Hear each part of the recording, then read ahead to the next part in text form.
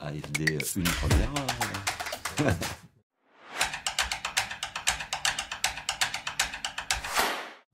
Le grand enjeu d'aujourd'hui, oui, c'est la question, c'est pas celui de demain, c'est d'aujourd'hui. C'est comment ça va continuer. Comment ça va continuer? Alors moi, je me base sur ma propre expérience qui est la course au large, donc je vais pas dire l'habitude, mais il m'arrive encore de parcourir le monde sur un bateau. Et sur un bateau, on se rend compte rapidement d'un certain nombre de choses. C'est que on ne peut pas aller plus loin que ce qu'on a dans les cales, les ressources qu'on a dans les cales du bateau. On se rend compte aussi que ça se passe jamais comme prévu, qu'il se passe toujours un truc, qu'on finit bien souvent, malgré qu'on parte avec un bateau en mode high-tech, super moderne, prêt pour gagner une course, que ça se finisse en mode dégradé. Et ça pourrait être un problème d'électronique, un problème météorologique, un problème humain, ça peut venir de partout. Donc je crois que l'enjeu d'aujourd'hui, c'est de se rendre compte que ça ne va pas se passer comme prévu, et que l'équipage augmente sur la planète, les ressources sont les mêmes, et qu'il va falloir trouver des solutions.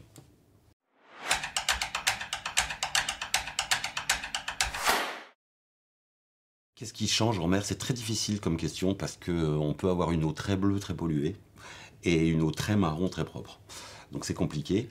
Ce qui change chez nous, près de nos côtes, ou je dirais dans l'Atlantique Nord proche, on voit effectivement moins de déchets de plastique. Malheureusement, quand on les voit, c'est quand on pose notre serviette sur la plage, où ces plastiques, ce sont nos plastiques d'enfance qui sont en microplastique. Donc ça, c'est une évidence, mais c'est pas en bateau que je le vois. Ces gros plastiques ou cette grosse pollution, on la voit aujourd'hui maintenant dans ce qu'on appelle le Grand Sud, les 40e rugissants.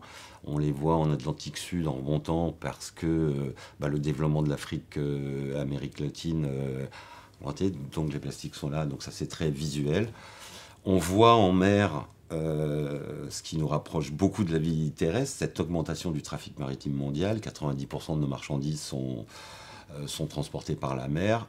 On ne voit pas les 10, 15 ou 20, on ne sait pas vraiment, 1000 containers qui sont balancés par-dessus bord tous les ans. Quand un camion perd son chargement sur le bord de la route, on vient nettoyer. Dans l'océan, c'est pas du tout encore ça. Donc c'est très difficile de mettre le doigt sur ce qui change, mais ça change. Nos phénomènes météo changent un peu. Je ne suis pas un expert climatique, on use de la météo de l'instant, donc il faut rester très prudent là-dessus.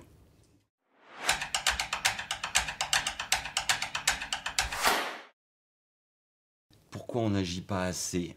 Je crois que l'espèce humaine, en fait, est prépubère. On n'est même pas encore adolescent.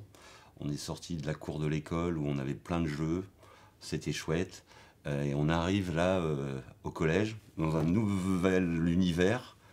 On se dit, mais je connais personne, comment je vais... Alors je crois qu'on a les peurs en nous qui sont les peurs ancestrales de la nature, quelque part, parce qu'il a fallu sortir de la grotte, faire du feu, lutter contre les animaux, et qu'on est dans le passage, à mon sens, et j'espère, où on se rend compte qu'on fait intégralement partie de cette nature, qu'on en est ici, on est dans le monde du vivant, et qu'il faut faire avec et pas contre.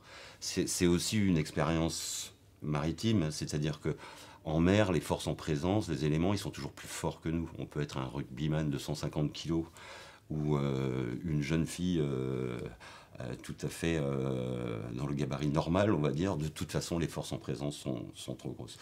Donc il faut réfléchir différemment, il faut anticiper. Et je crois que l'espèce humaine, au sens large, on est là, on est malheureusement, à mon sens, pas encore au milieu du gué, mais on est au bord de cette rivière-là, et on n'a pas les clés, quoi. Et donc, à nous tous de pousser les petits pions pour accélérer ça.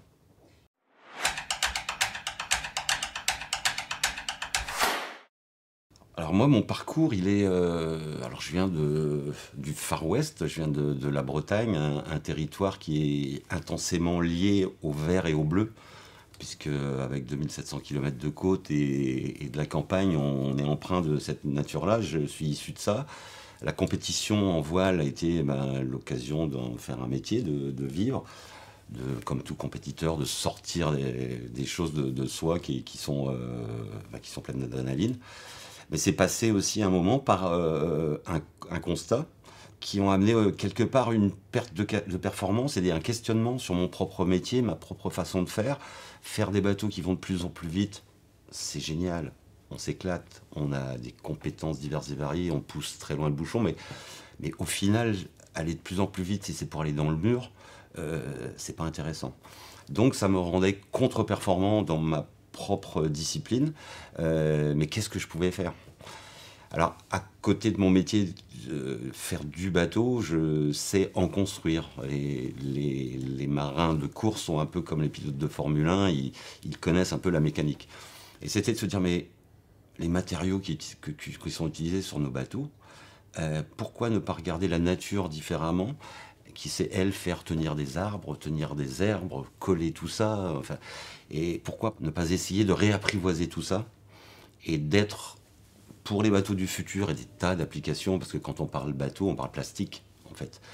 Et il y a en fait une infinité de solutions qui s'offrent à nous, pour peu qu'on regarde différemment. Donc ça m'a orienté professionnellement, en gardant quand même la course au large, dans laquelle je veux participer à changer les choses, à développer un département sur les biomatériaux et les biocomposites.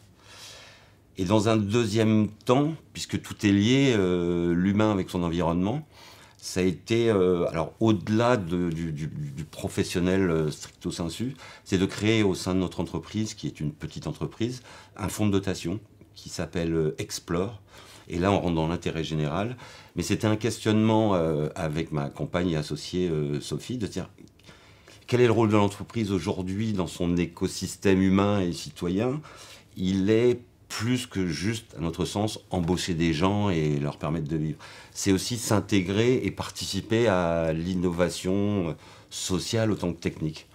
Et donc, Explore est un incubateur de projets à impact positif, puisqu'il faut trouver un pitch. Mais c'était aussi, en changeant notre regard par les biocomposites, par toute cette accélération des choses, on prend plus le temps de regarder les gens qui sont au bord de la route et qui sont réellement les inventeurs du monde de demain.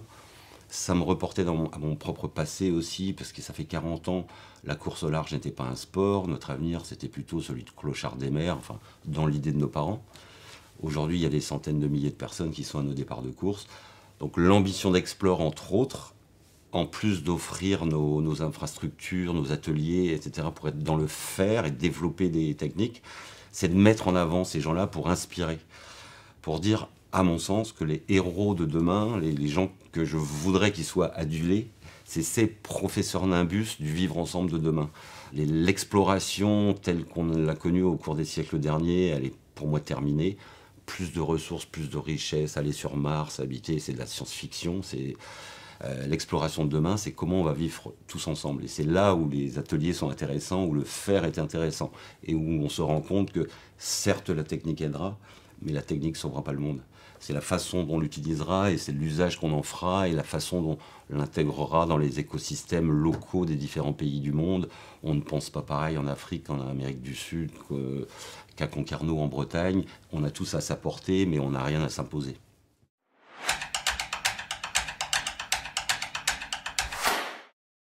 Les projets peuvent être très locaux et le plus viral possible, je dirais, où on est dans le domaine de la science participative et de la science collaborative. Il nous est apparu qu'effectivement, aujourd'hui, le fossé est encore grand entre le scientifique et le citoyen. C'est absolument quelque chose, il faut qu'on se base sur la science pour apprendre, c'est évident. Mais parfois, il y a des grumeaux et il y a des tas de choses qui sont faciles à faire pour réconcilier le citoyen à vivre une aventure à la journée avec un scientifique. Donc je ne m'étale pas là-dessus, mais les projets sont très très intéressants à mon sens.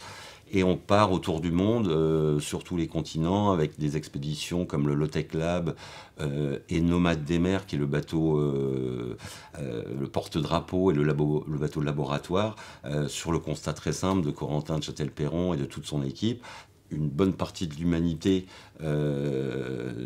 n'a besoin que de répondre à ses besoins de base et quand on n'a pas d'argent, on a souvent beaucoup d'idées. Sauf que la bonne idée qui est dans une favela de Rio, dans un bidonville de Dakar ou dans un petit coin d'Asie, eh ben, il n'y a pas de modèle économique, il n'y a pas de gros développement, il n'y a pas ce que parce que justement, c'est ce qu'il faut remuer. Et donc l'ambition, c'était de créer un Wikipédia, en fait, de ces belles solutions. Et une filiale, on va dire, qui est aussi hébergée chez Explore, le Low-Tech Lab sur l'habitat durable, c'est de se poser la question, mais comment, à notre niveau de vie occidental, comment rendre acceptables ces solutions low-tech, puisque notre course à l'échalote, elle est vers toujours plus de high-tech. Et donc, c'est de développer des systèmes comme la maison autonome que les ingénieurs du Low-Tech Lab ont développé, dans lesquels sont intégrés un tas de systèmes, du chauffage ou du chauffe-eau solaire, en passant par le biodigesteur, en passant par une quinzaine d'innovations low-tech très concrètes, sur lesquelles, au moment où on se parle, là, il y a un bilan très documenté et scientifique qui est fait sur l'acceptation d'ergonomie, sur la partie économique, sur la partie empreinte environnementale de cela, versus la consommation énergétique moyenne de chacun d'entre nous en France. Et le pas d'après, puisque Explore reste dans le domaine de l'intérêt général, donc on les aide, ces projets-là, comme si c'était un projet professionnel, c'est-à-dire que comme si on préparait un tour du monde, il y a une conception, il y a un pendant et il y a une fin. Et ensuite, ils rentreront dans un modèle économique, toutes les solutions sont à trouver, sont à inventer. Particulièrement, ça me tient beaucoup à cœur, cette sobriété ou cette innovation frugale qui est surtout aussi, encore une fois, au-delà de la technique, source de joie de vivre et d'aventure, quoi. Et donc, on veut absolument que les projets d'Explore incarnent ça, ce côté positif, en se basant sur les 3 piliers: comprendre que nos écosystèmes y sont liés, comprendre que la planète est rétrécie, tirer une innovation. Et un pilier fondamental, c'est sensibiliser le plus grand nombre à ça, embarquer pour tracer de nouveaux sillages.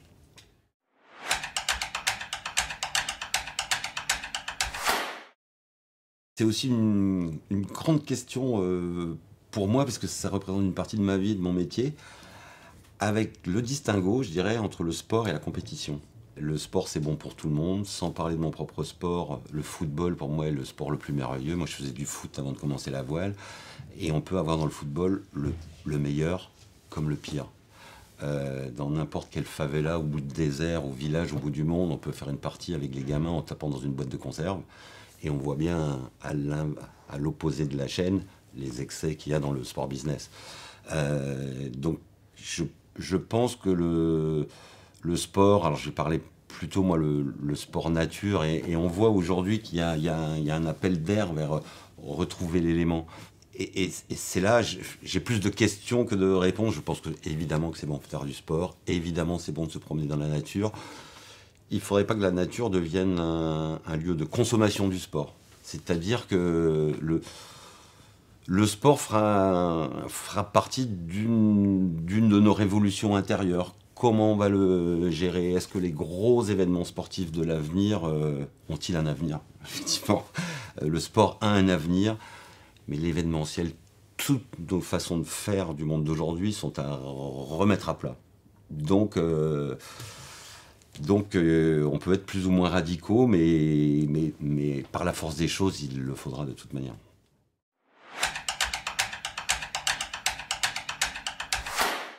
Beaucoup de livres m'inspirent, je ne serai pas exhaustif, mais en ce moment là, je suis en train de lire un excellent ouvrage, à mon sens, d'un Norvégien qui s'appelle Lars Meeting, et c'est L'homme et le bois. Et c'est simplement le rapport de l'homme avec la nature au travers du chauffage, au travers de la nourriture, au travers de, encore une fois, ce qui nous a fait sortir de la grotte. Donc, on repasse en revue la façon de regarder un arbre, de comment le couper, de comment le sécher, de comment le... Et en fait, en portant le bois, on porte sa ration de vie quotidienne, on porte ses calories, on porte ses kilowatts, et on a un rapport très très direct avec le passé, le présent et l'avenir. En plus, ça fait faire du sport, pour revenir à la question précédente. Et comme personnage, il y a tellement de personnages. Alors, c'est vrai que c'est un peu bateau, mais jusqu'à récemment, et pour avoir vécu l'expérience en Afrique du Sud, bon, Nelson Mandela était pour moi... Mais depuis récemment, c'est Edward Snowden.